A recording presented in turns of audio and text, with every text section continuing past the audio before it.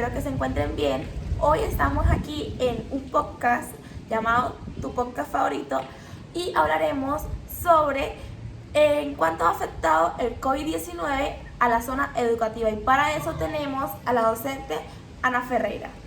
Hola, mucho gusto, Eliana. Un placer estar por aquí y un placer saludarlos a todos. El placer es mío. Bueno, vamos a empezar con las preguntas. La primera es: considerando la situación pandemia que atravesamos, ¿qué consecuencias crees que podría generar en los estudiantes volver a las actividades sociales normalmente? Mira, Eliana, es súper importante que los jóvenes hoy día, e igual que los niños, retornen al aula, vuelvan a tener ese contacto social, educativo, desarrollen todas sus habilidades y todas sus destrezas en las aulas. Necesitamos que eso suceda. Una de las consecuencias que puede surgir este nuevo retorno es que han sido 2 largos años los que ellos han tenido en su casa. Entonces debemos fortalecer el hábito social. Y siento como que es necesario el hábito de asistir a clases, compartir con personas diariamente, ya que es como que para que distraigan la mente y consigan como un entretenimiento, el cual no sea estar en la casa con los teléfonos. Sí, es que muchos colegios, a pesar de que ofrecieron clases online, no había esa estructura de la que tú estás hablando, súper importante, sino que, se conectaban en pijamas o hacían sus actividades como ellos podían, pero se perdió mucho esa estructura que te brinda el colegio. Vamos con otra preguntita. ¿Qué patrones de conducta usted considera que han sido modificados a partir del aislamiento ocasionado por el COVID-19? Mira, patrones de conducta. Yo considero que los hábitos de trabajo, los hábitos de estudio, el hecho de que los niños tengan un lugar donde ellos puedan realizar sus tareas en el colegio, ese hábito de despertarse temprano, de incorporarse al aula, ese respeto hacia la maestra. Tener una rutina. Un horario establecido es algo que realmente impacta. Es algo necesario. Sí. Vamos con otra preguntita, que es: ¿cómo ha afectado a la socialización de los estudiantes a partir del periodo de aislamiento? ¿En qué consideras tú que eso le afectó a los estudiantes, el aislamiento? Wow, muchísimo. Nosotros como docentes fortalecemos mucho el área social de los niños, ya que es lo más importante. Tú a nivel intelectual puedes apoyar los procesos y para eso están los docentes, para apoyar. Sin embargo, esa parte social, ese contacto de unos con otros que no hubo y que últimamente se está volviendo a desarrollar, pero durante tanto tiempo no hubo, ha creado mucha dependencia de los niños hacia sus padres. Por ejemplo, al principio de la pandemia, que era todo el mundo encerrado. Todo el mundo encerrado. Siento que eso como que le afectó más que todo a las personas, o sea, a los niños que están acostumbrados a tener un hábito, como ya hablamos, de salir, tener una rutina y todo lo demás, a estar encerrados todo el día. Claro, ir al parque. Incluso leí como que las afectó en la ansiedad o psicológicamente, que tuvieron que ir a terapia y todo para poder controlar como la ansiedad de estar encerrados y como que vivir con eso día a día.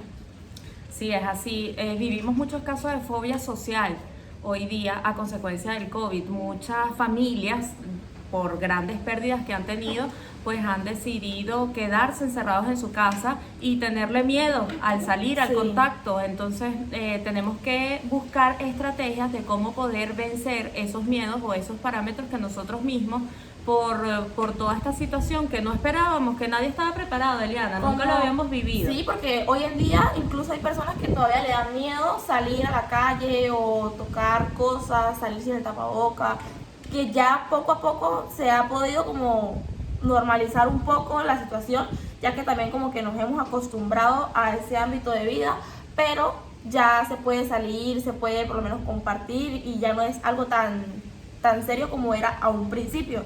Por eso yo siento como que sí ha cambiado, pero la mentalidad de las personas sí no sé si ha mejorado o se ha vuelto como retrógrada, pues en ese sentido. Sí, bueno, nosotros tenemos incluso en la institución donde yo trabajo todavía familias que se rehúsan a volver.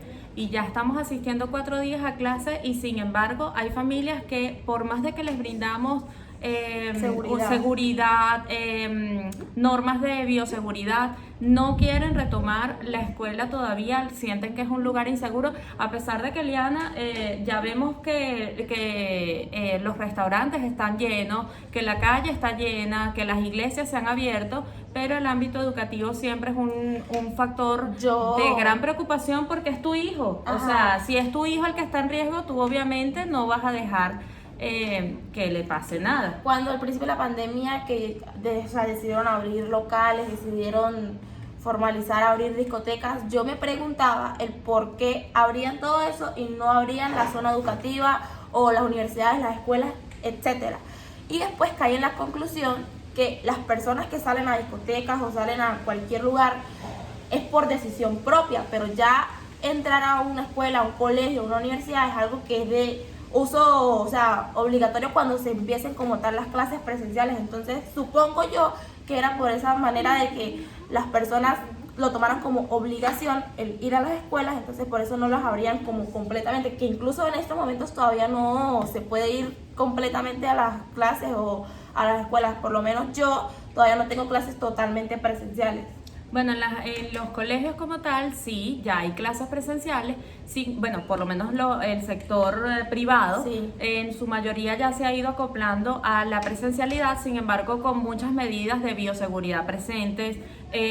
Aceptamos en primer lugar, por ejemplo, con una institución de 30 niños por salón, pues se hicieron medios grupos, se atendían, al decir la sección A era A1 y A2, con medios grupos, secciones de 15 niños, o se tomaron ciertas medidas que poco a poco hemos ido adaptando a que ya todo ha pasado, ¿sí?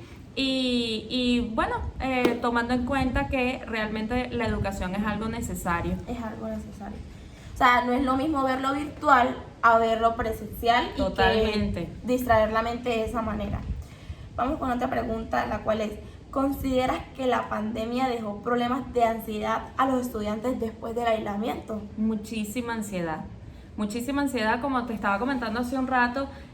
Gran parte de nuestros estudiantes, sobre todo en escuelas primarias, se volvieron dependientes de los papás, dependientes de los abuelos. Las tareas eran enviadas perfectas, unas tareas A1, y era porque en esa supervisión estricta de tener a un adulto en casa que se sentara contigo a hacer tarea, pues obviamente eran tareas súper guiadas por los papás. También siento que un problema que se presentaba mucho, como que el problema de los celulares a los niños, pues de que se volvieron también dependientes a la tecnología, a estar todo el día pegados a un celular porque no tenían más nada que hacer encerrados en su casa. Sí, ciertamente, tenemos muchos factores de ansiedad.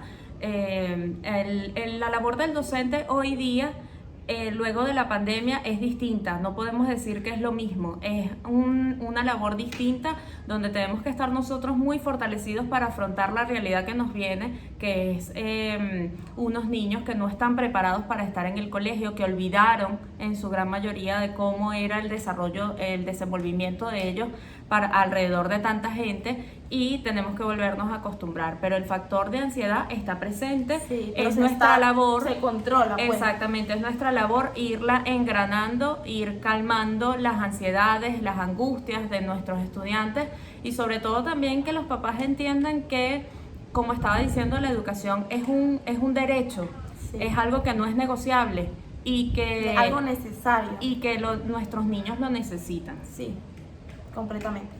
Bueno, Ana, fue un placer compartir este tiempo contigo, y gracias por darnos tu opinión y tu experiencia. Gracias a ti, Eliana, por esta invitación.